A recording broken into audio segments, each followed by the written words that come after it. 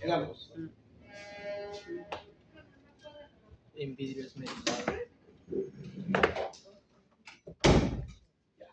Entonces nos quedamos en el patrón, ¿cierto? En los patrones. Tenemos un patrón new, un patrón probable new y un patrón indeterminado, ¿cierto? Acá es mejor, ¿no? Entonces, decíamos que era subpleural, había panalización, acá me equivocaba, no es penalización, es panalización y bronquiectasis. ¿Qué no había en el patrón probable? No habría panalización, y acá lo único que había era una distribución subpleural, nada más, ¿cierto? Muy bien. Entonces, miren, ya hemos visto los patrones radiológicos tomográficos, pero también les dije que había parte histológica que se hacía con una biopsia, ¿cierto? Muy bien. Entonces, ¿qué es lo que voy a encontrar? Voy a encontrar una importante fibrosis, ¿no? Que tiene una arquitectura pulmonar muy asociada a la panalización, ¿cierto? ¿Qué más voy a ver? Básicamente lo mismo que lo hemos visto en la tomografía, pero en la parte histológica, ¿no? Muy bien. Obviamente, ¿qué más voy a encontrar? Voy a encontrar células de tipo fibro y miofibroblastos. Fibroblastos y miofibroblastos. Muy bien. ¿Qué más? Miren, yo les dije que esta enfermedad, lamentablemente, no tiene un diagnóstico, no tiene una causa específica. Y toda enfermedad que no tiene una causa específica no tiene un tratamiento específico. Cierto. Pero después de que yo les he explicado la fisiopatología, que fue en el año 2001, ahí pudimos darle algo de esperanza a los pacientes. ¿Qué tratamiento? Se llaman antifibróticos. Antifibróticos. Y solamente me sirve para fibrosis pulmonar y idiopática. ¿Qué es lo que pasa? Que nosotros hemos extrapolado, como la gran mayoría de las EPIT, ya saben lo que es una EPIT, ¿cierto? Son 150 enfermedades. Como la mayoría de esas 150 enfermedades terminan en fibrosis, hemos extrapolado ese tratamiento a todas ellas. Pero no es tan fácil, ¿ya? Estos tratamientos se llaman antifibróticos y tenemos dos. En el mundo solamente existen dos. Actualmente hay avances de otros fármacos, pero todavía no están aceptados. Los que sí se han aceptado y los que se usan ya es el nintedanib y la pirfenidona. Nintedanib y pirfenidona. Doctor, ¿los tenemos en el Perú? Claro, los tenemos. Lo único malo, que no lo da el Estado, y es súper caro. La pirfenidona me puedo gastar entre los dos. No puedo usar los dos. O uso este o uso este. ¿Ya? Por lo menos 1.000 soles mensual. Y lo tienen que usar prácticamente toda la vida hasta que te mueras.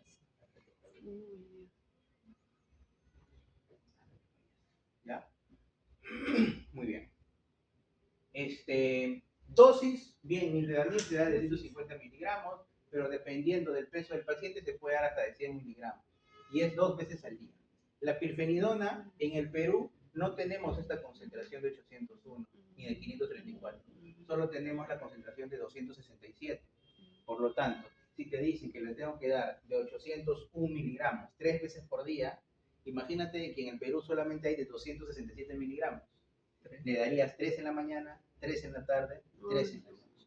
9 medicamentos por día, como si estuvieras tratando una tuberculosis, ¿no? 9 tabletas por día. ¿Cuál es el que más toma aquí? Bien, yo he trabajado tanto en el cono norte, en conos en general, como en San Isidro, Miraflores. Depende mucho de la parte económica. Un poco más barato está la pirfenidona. Generalmente en los lugares de Miraflores, San Isidro, me aceptan el nintedanib. Está más carito, pero se toma solamente 2 veces al día. En los conos, obviamente la gente no es tan pudiente, algunos sí, pero no todos. Y me aceptan más la pirfenidona, ¿no? Porque está más económica. Doctor, son 9 pastillas. Igual, el paciente trata de manejarlo y lo toma siempre con los alimentos. Se puede dar inhibidor de bomba de protones para evitar algún tipo de alteración abdominal, ¿no?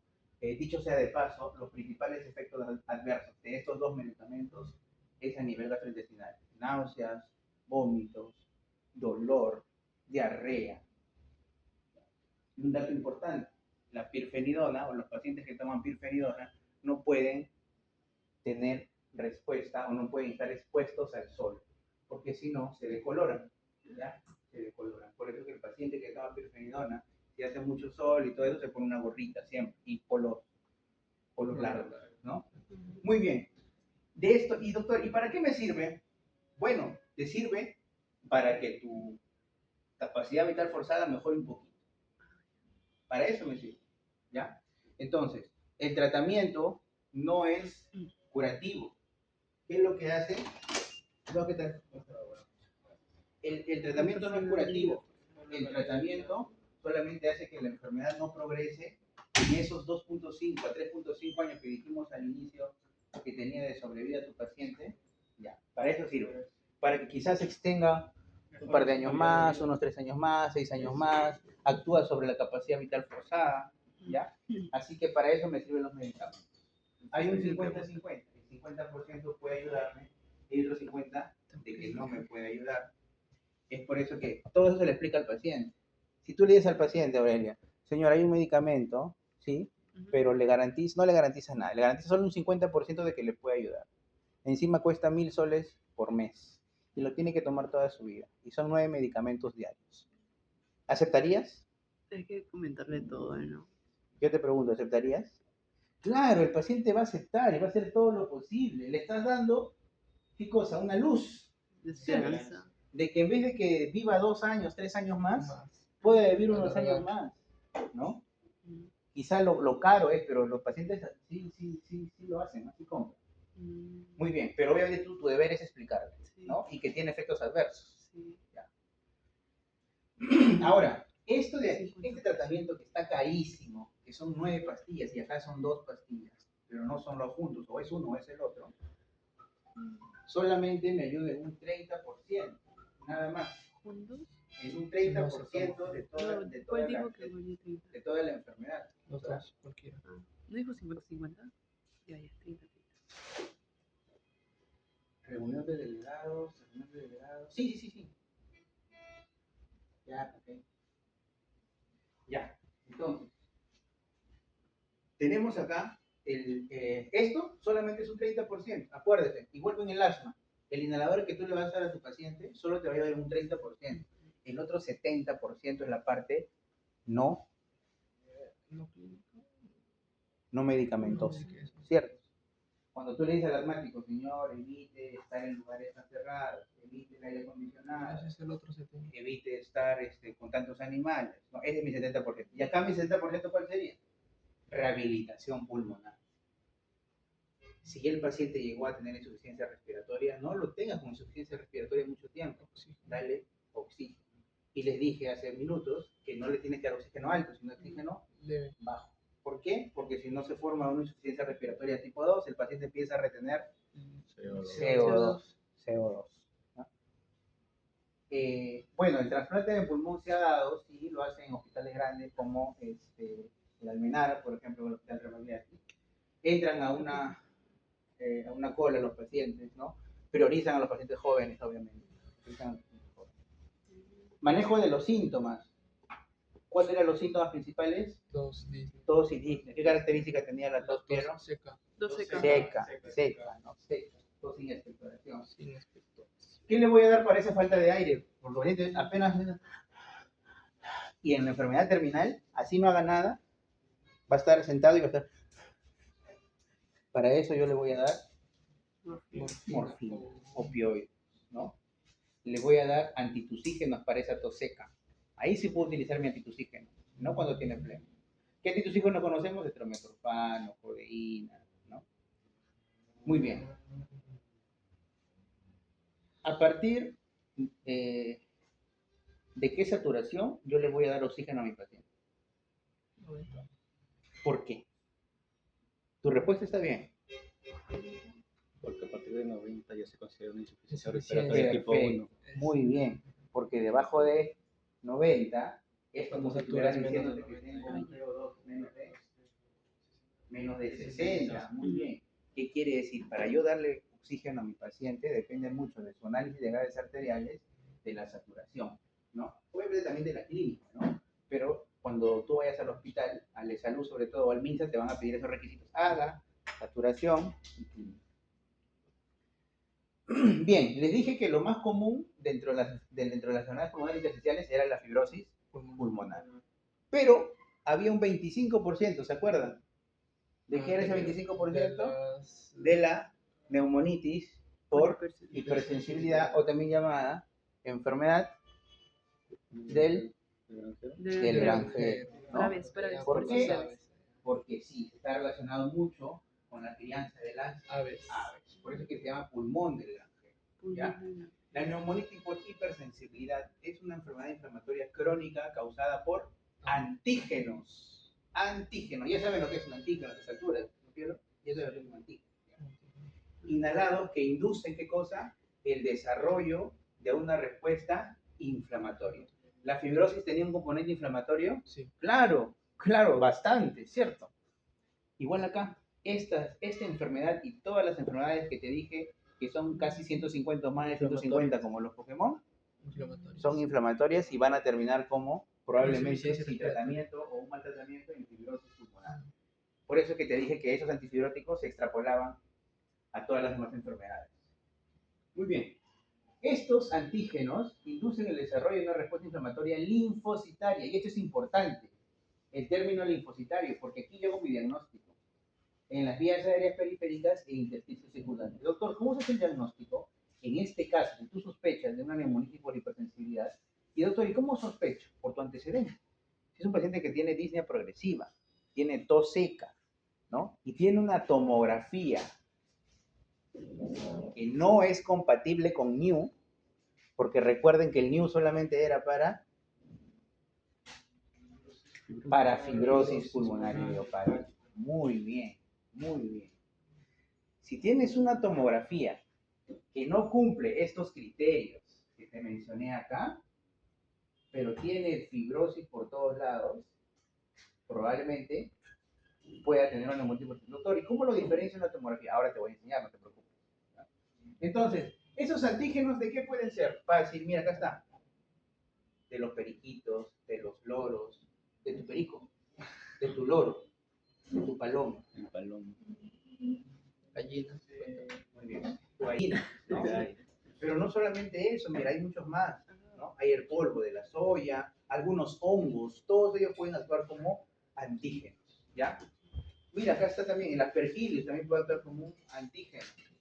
Pero obviamente cuando estás expuesto constantemente, diariamente, ¿no? Bien, mira, se han descrito más de 50 antígenos diferentes causantes de neumonitis por hipersensibilidad. Doctor, Sí. ¿los hongos de las paredes podrían ver algo? Podrían tener, claro, claro. Cuando tú me hablas de eso, es una discusión larga, Sí, ¿no? O sea, de repente, escucha, doctor, he vivido en una casa 20 años, siempre ha habido otros hongos, y empiezo a tener síntomas respiratorios, hay que ir al psiquiatra, ¿no? A eso voy. Es como la fibrosis no se desarrolla en 5 años, ni en 2, ni en 3, ¿no? Por lo menos en 10, 15 años. Muy bien. Examen físico. El examen físico de una neumonitis por sensibilidad, hay presencia de crépitos secos, sibilantes provocados por la obstrucción del parénquima de la vía aérea, ¿cierto? Luego, con el tiempo, dijimos que esta neumonitis también se transforma en fibrosis, que no es tratada a tiempo, ¿no? Los síntomas son disnea creciendo, se aumenta, tos, cianosis, acropaquía. ¿Qué era la acropaquía? Los dedos en Dedos peligro. inválidos de tambor, ¿no? En 50% de los pacientes aparecen eso.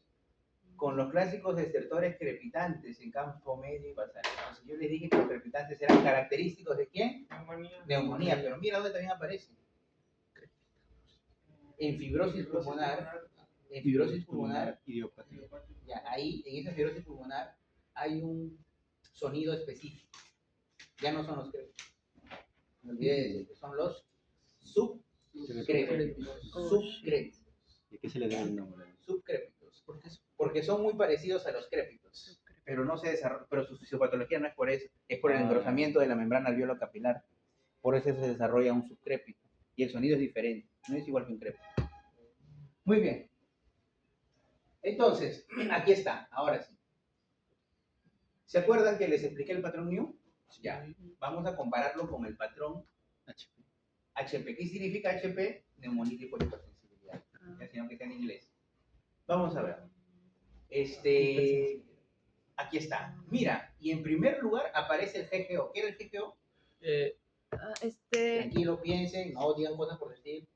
Que no me gusta. vidrio esmerilado. Patrón en Sí. vidrio esmerilado. Y te lo ponen como primero. En cambio, en la fibrosis te lo ponían Al Leve. último era leve. y te decían leve todavía. Entonces, acá lo que prima es un patrón en Vidrio vidrio esmerilado. esmerilado. Ya tienes una gran diferencia. Segundo, atenuación en mosaico, bueno, que es básicamente lo mismo. Hay nódulos centrolobulillares mal definidos. Segunda diferencia. ¿La fibrosis tenía nódulos centrolobulillares? No era No, el no. Bronquiectasias, ¿no? Y era un patrón subpleural. subpleural. ¿Qué más hay? Ya, lo otro es que esta tomografía ya no solamente se da en las bases como en la fibrosis, sino donde empieza, En el empieza ápice. arriba en el ápice. Puede abarcar todo el pulmón. ¿Ya? Entonces ya tiene tres diferencias. ¿Cómo no te puedes equivocar? No puedes hacer un diagnóstico erróneo conociendo ya los patrones tomográficos. ¿Qué significa cráneo caudal? Que va de arriba hacia abajo. En cambio, la fibrosis era Abajo, basal. Basal. Basal. ¿Ya? Muy bien. Y así como había un patrón mu y había un patrón mu probable, acá hay un patrón HP típico y el otro se llama compatible con HP. O sea, Y ven acá la diferencia. Miren, ¿cuál es una de las diferencias? A ver, GGO hay su patrón en vidrio, ¿cierto? ¿Qué más? Consolidación hay acá. ¿Acá había consolidación? No. No. Por lo tanto, es solamente compatible, no es como tan específico, ¿cierto? La similitud con este cuadro de acá que vimos, con este, patrón new, patrón probable new. Y acá todavía te decían unión determinada, ¿no? En este caso hay un patrón HP y un compatible con HP. Ya, pero con esto yo he avanzado bastante. Si es que tengo un paciente con estas características, yo le pido un examen más para hacer mi diagnóstico ya definitivo. ¿Cuál es ese examen? Doctor, ¿la biopsia? Sí. Pero ya te he dicho que en el Perú es bien difícil hacer una biopsia pulmonar, demora mucho. ¿Ya? ¿Cómo nos ayudamos? ¿Qué te dije acá al inicio de la definición? Te dije, No. ya, la tomografía está bien, ya la definimos. Este es el patrón de la tomografía. ¿Cierto? Sí. Ya. Pero también te dije acá, te dije, presta atención. A lo que era. Desarrollo de respuesta inflamatoria linfocitaria. ¿Por qué? Porque hay un examen que se llama broncofibroscopía, ¿ya? Que es el BAL, ¿no? El BAL. Mediante el BAL, ¿qué es lo que hacemos nosotros? Aspiramos, entramos hasta los bronquios, porque la broncofibroscopía no llega al pulmón, llega solamente a los bronquios. Hacemos un aspirado, ¿sí? Un aspirado, y ahí tenemos que encontrar gran proporción de linfocitos. Por eso te dije, pégale acá abajo. Es una enfermedad inflamatoria linfocitaria. Lo que yo más voy a encontrar en ese BAL es linfocitos. ¿Ya? Linfocitos. Muy bien. Entonces, mira, después también, antes dividíamos a la neumonitis por hipersensibilidad en aguda, subaguda y crónica. Ahora la dividimos en HP no fibrótico y Fibrótico. fibrótico, así es. Gracias. No Ya. sé si hay dos que no funcionan. Yo lo veo. El Gracias. laringoscopio sí me lo voy a encontrar. ¿Por qué? Estamos en la laguna de elemento. Pero igual voy a ver si la profesora no lo utiliza y se lo traigo aquí. Con lo... ¿Abajo vamos a necesitarlo? ¿O acá nomás todo? Si no lo llevamos abajo. Para no estar subiendo y bajando. ¿Dónde es más práctico? Abajo. Abajo. Se lo entrego aunque Sí. Ya. ¿Y la tabla rígida? La tabla rígida, menciona el doctor. Tabla rígida, ¿no? Tabla rígida. ¿Acá quiere o abajo? ¿No está acá? No. No, esa sí creo que acá, porque no lo podemos ver hacia abajo. Ya, voy a entrar. Gracias. Gracias. Sigamos, ¿eh? Entonces, la clasificación antes era en aguda, subaguda y crónica. Ahora, la nueva clasificación, desde el 2024, tenemos un HP o neumonía urticaria no fibrótico y fibrótico. ¿Cierto? Muy bien. Miren. ¿Cómo se llama este patrón, dijimos? Vidrio. Patrón en vidrio esmerilado y se ve clarísimo, ¿cierto? En el COVID esto había bastante. Y mira, las lesiones no solamente son abajo, sino son arriba. y esto está en un mosaico. Mosaico es lo mismo, ¿ya? Pero mira, hay áreas de pulmón sano. ¿El pulmón sano de qué color era? Negro. Negro. Y hay áreas del pulmón dañado, ¿cierto? Muy bien. ¿Qué más había? Mira las lesiones. ¿Están abajo? No, ¿Dónde están? en el lápiz. Arriba, ¿no? También hay abajo, Doc, pero también hay arriba. Otra gran diferencia con la fibrosis pulmonar. Y abajo se parece bastante, ¿no? Abajo tiene su panalización, ¿no? Y es casi igual. Y en un HP fibrótico, esto de aquí ya se empieza a fibrosar. Y cuando decíamos fibrosis, los tabiques interlobulares estaban gruesos. ¿De acuerdo? Que les dije, estas cositas blancas que no se deberían ver, se ven. Estos tabiques interlobulares están gruesos. Y aquí está más grueso todavía. Y acá hay panal, un poco de panal. Pero no es lo característico en un HP. ¿Sí? Muy bien. Doctor, ¿tengo que aprender? Sí, le tienes que aprender eso, porque tú lo vas a ver todos los días en tu consulta. Así que tienes que aprenderlo. Entonces, vamos a empezar con la neumonía intersticial usual, que ya la conocen, ¿cierto? ¿Cuáles son los criterios de un patrón NIU? Del virus leve. La Que era alrededor de la pleura. ¿Cómo se llama eso? Subpleural. Subpleural. Llaman dos, sigue. Se olviden de lo más importante. Inflamatorio. No. Banalización. Banalización. Banalización. Muy bien. ¿Qué más? Engrosamiento de interlobulares. Engrosamiento de los tabiques interlobulares. Muy bien. ¿Es bivasal o de un solo lado? No, De los vivasal. Bivasal, ¿no? Y la parte de la base. Sí, base. Muy bien. Listo. Tenemos a una neumonía intersticial inespecífica, ¿no? Miren esta tomografía. ¿Por qué es inespecífica? ¿Qué es lo que no hay acá? Yo no veo panalización, ¿cierto? No hay panalización, hay más vidrio y patrón reticular. Y esto es propio de una neumonía intersticial inespecífica. ¿Y en quiénes se da la neumonía intersticial inespecífica? En enfermedades producidas por enfermedades reumatológicas. Dijimos que la artritis reumatoide puede producir enfermedad pulmonar, ¿cierto? Muy bien. ¿Qué más? El tabaco, algunos fármacos también, ¿no? La neumonía organizada. El término ya neumonía organizada me puede llevar a algún otro criterio en el patrón tomográfico. Por ejemplo, ¿qué es lo que lo caracteriza acá? Doctor, ¿tampoco hay panalización? Sí, tampoco hay panalización. Por eso que no es NIU. Estamos viendo todo lo que, de aquí para acá, es todo lo que no es NIU. ¿Sí? Así que no van a encontrar panalización. Acá hay engrosamiento interlobular. Incluso acá yo veo nódulos centrolobulares. ¿Dónde encontrábamos eso? ¿Se acuerdan? En la neumonitis por hipersensibilidad. En esta. Acá. Aquí encontramos, mira, nódulos centrolobulares. Cuando hay un daño alveolar difuso, ya todo está blanco, ¿no? Todo mi pulmón está dañado. Y esto ya es una fase crónica, es una fase organizativa, consolidativa, miren. Probablemente este sea ya una fibrosis, pero ya súper avanzada. Y tenemos al patrón de neumonitis por hipersensibilidad.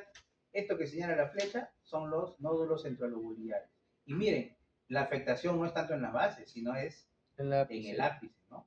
En el ápice. Bien. Características de la fibrosis pulmonar. Hay una cicatrización del tejido pulmonar. Ya explicamos su fisiopatología. Hay una afectación principal del intersticio pulmonar. Me olvidé de mencionarles que en la fisiopatología de la fibrosis pulmonar hay un desbalance también. Ese desbalance se debe a las De nuevo, disonante. hay un desbalance, ¿se acuerdan? En la parte inflamatoria, en la fisiopatología de la fibrosis pulmonar, había un desbalance entre las citoquinas, ¿no? Y en la regeneración de nuestro tejido. Me olvidé mencionarles que hay una proteína específica. Esa proteína específica es la metaloproteinasas. Ya las metaloproteinasas, las mieloproteinasas son específicas y se generan en la fibrosis pulmonar. ¿Qué más? Hay afectación principal del intersticio pulmonar, ya lo hemos mencionado. Hay disminución de la elasticidad pulmonar, ¿ya? Hay disminución de la elasticidad pulmonar. Reducción de la capacidad del intercambio gaseoso, ya lo hemos explicado. Disminución de la capacidad pulmonar, reducción del oxígeno en sangre, ya lo saben que los pacientes al final terminan con oxígeno, pero no le van a colocar Poco. oxígeno De, alto. Doctor, pero satura 80, les dije. No importa, déjalo en 1 o 2 litros máximo. Ya su cuerpo ya se acostumbró a ese 80 de saturación con el tiempo. Así como te aclimatas, ¿te acuerdas cuando hicimos la clase de aclimatación? Ya, igual. Entonces, Igual te aclimatas. no. Eso puso un Fibrosis ejemplo pulmonar secundaria causada por factores de 1 a 2 identificables. de oxígeno. Disnea progresiva, tos seca, acuérdense, persistente, ¿sí? Y acá, en vez de haber crépitos, ¿qué habían, les dije? Subcrépitos. Subcrépitos. Sí, sí. Hay acropatía, les dije, ¿no? Y cianosis ya, pues, cuando el paciente ya está en estadios avanzados, ¿no? Dijimos que habían factores de riesgo, ¿no? Como el humo de leña, los polvos orgánicos e inorgánicos, los pacientes que han trabajado en mina durante muchos años. La enfermedad pulmonar intersticial también puede estar relacionada con enfermedades del tejido conectivo. Mencionamos artritis reumatoide y Esclerosis sistémica. ¿Cuál tiene peor pronóstico de las dos? La La que tiene artritis. peor pronóstico es la esclerosis ¿Qué? sistémica. Yo les dije al inicio, ya que tiene peor, las que tienen peor pronóstico peor pronóstico. son las enfermedades relacionadas al tejido Ah, conectivo. porque era tejido. Esclerosis sistémica. Fármacos, amiodarona, metotrexato, bleomicina. Doctor, ¿qué es esto? ¿Qué es esto? Dígame. El metotrexato y la bleomicina son agentes inmunosupresores. La bleomicina se usa en cáncer, en leucemia, ¿ya? En cánceres hematológicos. El metotrexate se usa en enfermedades reumatológicas como la artritis reumatoide.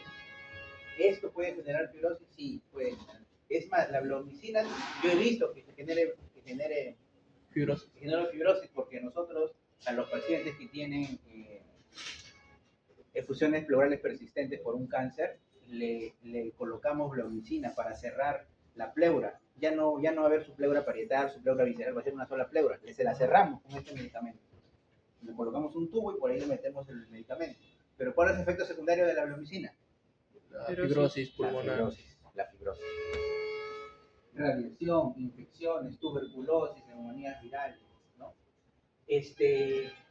Obviamente que la enfermedad es progresiva, no es que de frente tienes disnea, de frente tienes tos persistente, no, va progresando. Tienen que ver bien los antecedentes, dijimos que tiene un componente genético importante, ¿no? Tienen que preguntar por historia de los familiares. ¿Qué van a evaluar? Signos de dificultad respiratoria, van a ver si tienen dedos en palillo de tambor, acropaquía, ¿ya? ¿Qué más van a ver? La evaluación de la espacibilidad torácica, Fremito, por ejemplo. La percusión, ¿cómo creen que esté la percusión? ¿Va a estar igual de timpánica, se acuerdan? A ver, No, matidez. un poquito de mate, porque recuerda que ya está fibrosado, ¿cierto? Aquí está, mira, un poco de mate. No tanto tampoco, pero sí va a haber un poco de mate. A la auscultación, crépitos y subcrépitos, lo principal que va a haber. Matidez. Y evaluación, los pacientes al final también pueden tener hipertensión pulmonar. Muy bien, Cuando chicos. no hay matidez, Hemos terminado. no, lo normal. La Cuando hay última matidez, clase de toda la clase. Gracias por eso. timpánico. Espero que hayan aprendido algo. Aprendido Sí, mucho, mucho. mucho que voy a llorar.